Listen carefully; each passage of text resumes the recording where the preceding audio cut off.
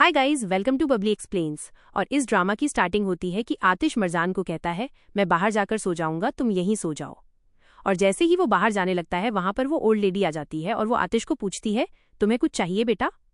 वो कहता है, नहीं, मैं वो पानी लेने जा रहा था। वो कहती है, पानी मैंने बेड की साइड में रखा है, जाकर ले लो। और आतिश को वापस रूम में आना पड़ता है। जैसे ही वो रूम में आता है, मरजान अपने बाल ठीक कर रही होती है। आतिश उसे देखता ही रह जाता है और फिर मरजान पूछती है, क्या हुआ, तुम वापस क्यों आ गए? वो बताता है कि वो ओल्ड लेडी यहीं पर है, अगर उन्होंने देख लिया तो उनको हम पर ऐसे ही शक होगा कि हम साथ में क्यों नहीं सो रहे।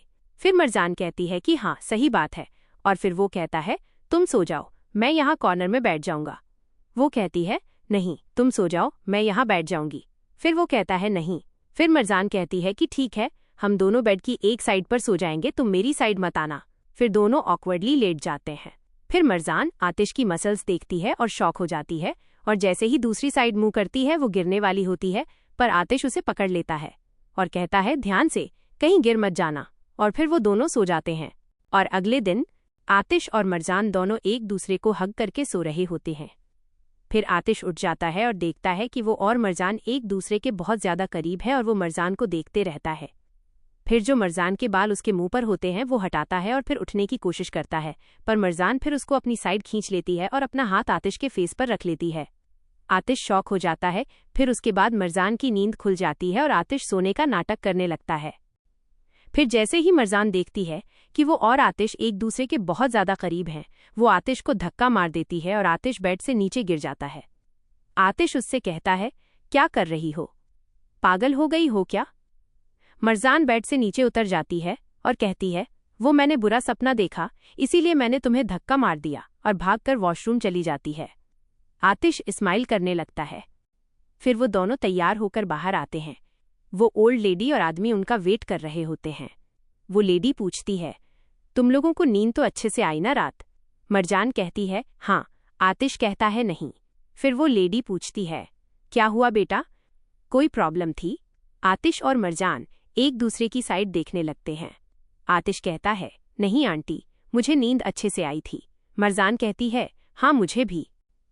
फिर वो मरजान को कहती है कि उसकी हेल्प करे आटा गूंथने में, और मरजान उसकी हेल्प करने लगती है। आतिश स्माइल करता रहता है मरजान को देखकर।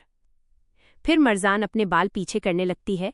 आतिश कहता है, वो कर देगा, क्योंकि तुम्हारे हाथों में आटा लगा है। और फिर वो दोनों एक दूसरे को देखने लगते हैं।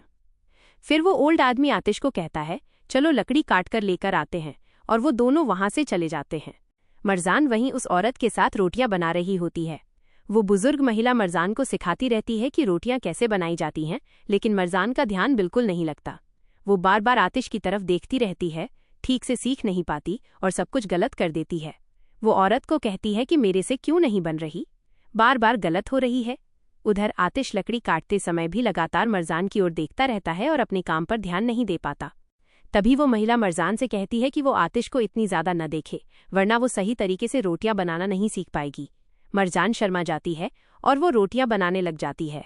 उसी समय वो आदमी आतिश से कहता है कि वो कुल्हाड़ी पर ध्यान दे, क्योंकि अगर वो बार बार अपनी वाइफ को देखता रहेगा और ध्यान नहीं लगाएगा तो ये खतरनाक हो सकता है। आतिश भी शर्मिंदा हो जाता है और हाँ बोलकर लकड़ी काटने लग जाता है। फिर मरजान रोटियां बना लेती है और आंटी बोलती है कि अपने हस्बैंड के हाथ धुलवा दो। मरजान कहती है, वो खुद धो लेगा।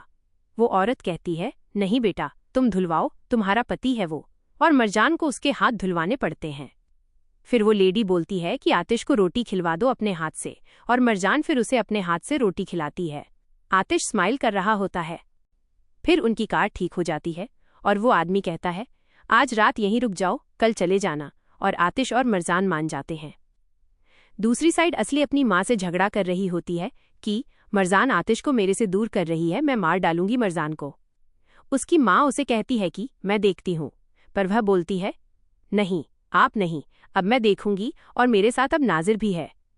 उसकी माँ कहती है, अगर आतिश को पता चला तो वो तुम्हें छोड़ेगा नहीं। और वह कहती है, मुझे नहीं किसी की भी परवाह, मैं मार डालूंगी मरजान को। और इतना कहकर वो वहां से चली जाती है। फिर मरजान की माँ आ जाती है और फिर वो बोलती है कि क्या हुआ, तुम्हारा बेटा किसके साथ बिजी है क्या? आतिश की माँ को बहुत गुस्सा आता है और वो उसे कहती है, चुप हो जा, और फिर वो चली जाती है। फिर वो आदमी आतिश और मरजान को फिश पकड़ने के लिए भेज देता है, पर वो पकड़ नहीं पाते। मरजान कहती है, 2 घंटे हो गए, हमने एक भी फिश नहीं पकड़ी, बेइज्जती हो जाएगी। आतिश कहता है, सब्र करो, पकड़ लेंगे। तभी मरजान की स्टिक एक फिश पकड़ लेती है। आतिश उसकी हेल्प करने के लिए खड़ा होता है। वो मरजान को पीछे से पकड़ लेता है और जोर लगाकर फिश निकालने लगते हैं। फिश तो नहीं निकलती, पर दोनों नीचे एक दूसरे पर गिर जाते हैं और एक दूसरे को देखने लगते हैं। फिर मरजान जल्दी से खड़ी हो जाती है और आतिश को कहती है, अब हम क्या करें? आतिश कहता है, कोई बात नहीं, मेरे पास सल्यूशन है इसका भी। फिर कमाल असली को कॉल करता है, पर असली कॉल नहीं उठाती। फिर वो सोचता है कि असली कहाँ गई, ये मेरी कॉल क्यों नहीं पिक कर रही। फिर वो ऑफिस में कॉल करता है और पूछता है, और वहां पर भी उसे यही पता चलता है कि असली ऑफिस नहीं आई है। और फिर कमाल थोड़ा अपसेट हो जाता है कि असली कहाँ गई, कहीं कुछ कर न बैठे गुस्से में। फिर वो असली की माँ को कॉल करता है और उससे पूछता है कि असली कहाँ गई, पता है आपको कहाँ है? वो कहती है, नहीं, मुझे नहीं पता। और फिर वो कहता है, कुछ तो पता ही होगा, कहाँ गई है और क्यों गई है?